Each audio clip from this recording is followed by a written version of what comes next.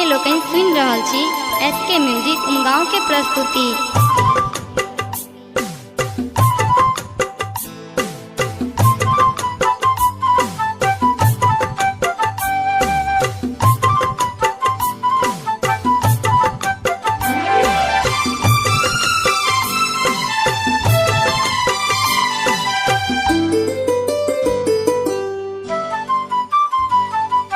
आईना एना ने देखू ये लागे नजर ने आहा के, लागे नजर ने आहा के।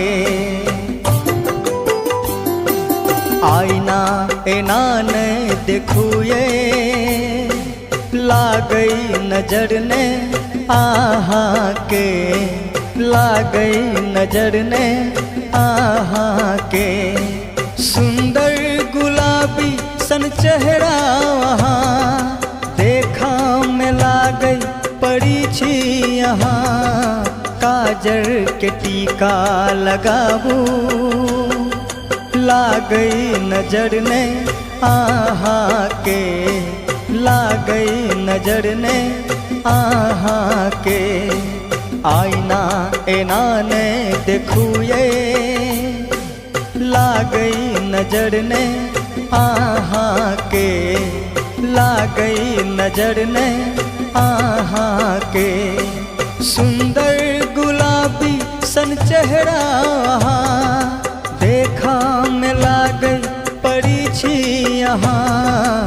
काजर के टीका लगाबू लागई नजर ने आहा के, लागई नजर ने आहा के।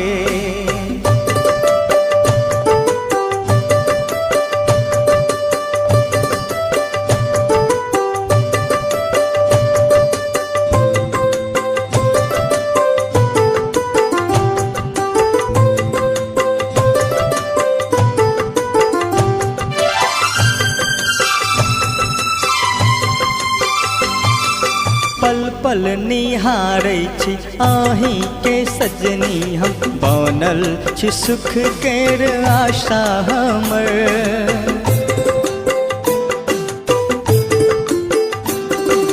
पल पल निहारै छी आही के सजनी हम, बनल छी सुख केर आशा हमर।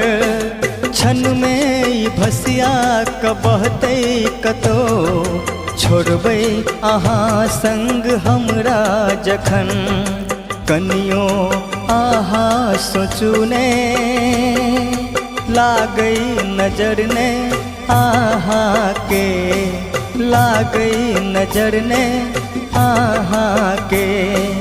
आईना एना ने देखू ये लागई नजर ने आहा के, लागई नजर ने आहा के।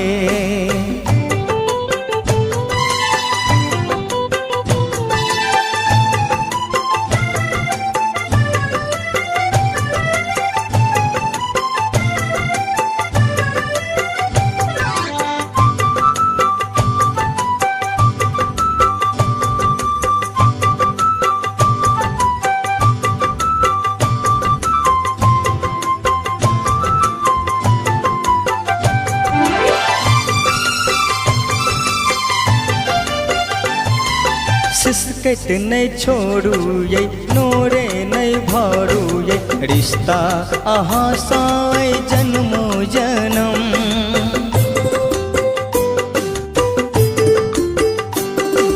सिसकत नहीं छोड़ू ये नोरे नहीं भरू ये, रिश्ता अहाँ साई जन्मो जन्म। मंगबै प्रभु सा जब भेटत कतो, लिखल छी सजनी हमरे करम। आही के सपना देखै छी ताकई नजर ई आहा के, ताकई नजर ई आहा के।